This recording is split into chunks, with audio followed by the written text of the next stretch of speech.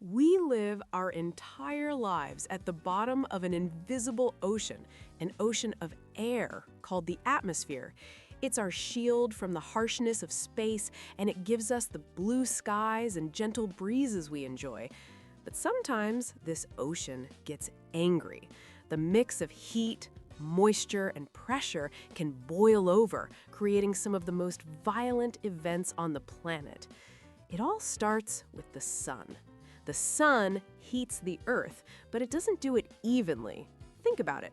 The equator gets blasted with direct sunlight, while the poles get glancing blows. This simple fact is the engine for all weather. When air gets warm, it expands, becomes lighter, and rises. This creates a zone of low pressure. It's like a space has opened up in the atmosphere.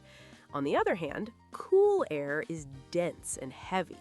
It sinks, pressing down on the surface and creating high pressure. Nature can't stand an imbalance, so air from the high pressure zones rushes to fill the gap in the low pressure zones. That rush is what we call wind. The bigger the difference between the high and low pressure, the more desperately the air tries to balance things out, and the stronger the wind blows. This simple movement is the answer to a fundamental question: what causes wind?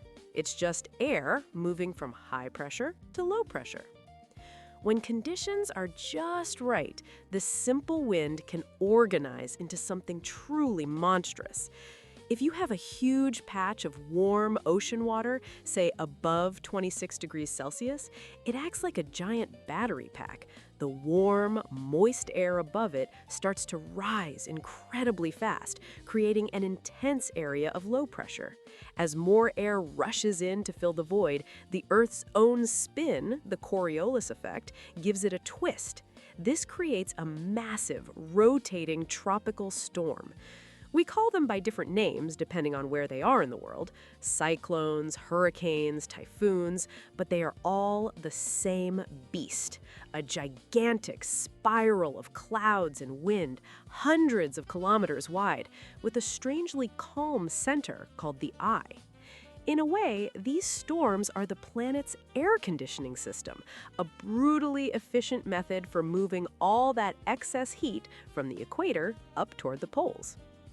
Now, don't confuse a cyclone with a tornado. They are fundamentally different.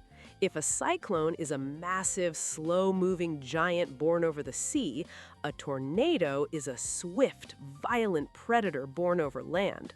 Tornadoes are tiny by comparison, maybe 100 meters wide, but they are far more concentrated.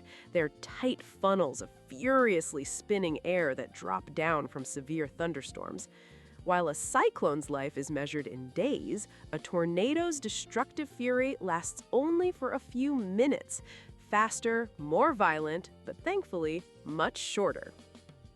So it all comes back to that rising and sinking air.